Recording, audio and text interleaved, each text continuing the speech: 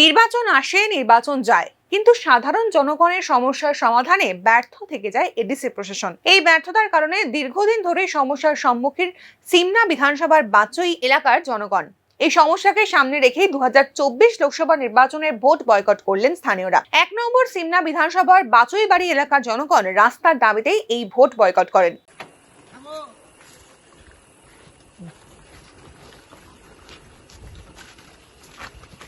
এর আগেও বহুবার রাস্তা সারাই করে দেওয়ার কথা উঠেছে, তবে কখনোই তার বাস্তবায়ন হয়নি।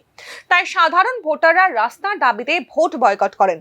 স্থানীয় এক ব্যক্তি জানান, বৃষ্টির দিনে কেউ অসুস্থ হলে তাকে হাসপাতালে নিয়ে যাওয়ার কোনো সুযোগ থাকে না।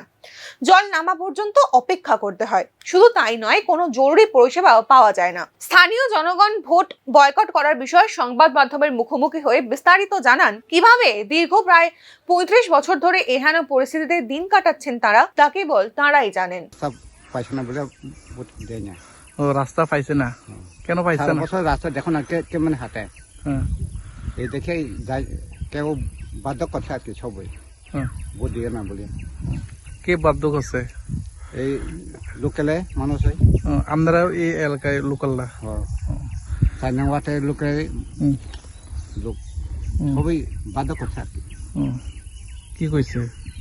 রাস্তা পাই না, সারা বছর ওই দেখো না কেমন হাঁটতে থাকে, জঙ্গল জঙ্গল, গাঙ্গে গাঙ্গে। বর্ষাকালে হয়তো বাজারেও যাওয়া যায় না, লাগে। আমরা এই এলাকায় কত ফ্যামিলি আছে? ফ্যামিলি আছে 15-20 মতো আছে। ভোটের প্রচারে বেরিয়ে প্রত্যেক রাজনৈতিক নেতাই বারংবার বলেছেন জনগণই আসল গণদেবতা। এবার এই গণদেবতারাই স্ব ইচ্ছায় নিজেদের দাবিতে করলেন ভোট বয়কট। এই ঘটনার প্রেক্ষিতে রাজ্যের রাজনৈতিক দলগুলি কি প্রতিক্রিয়া দেয়, এখন সেটাই দেখার। Bureau report, news now, Agartala.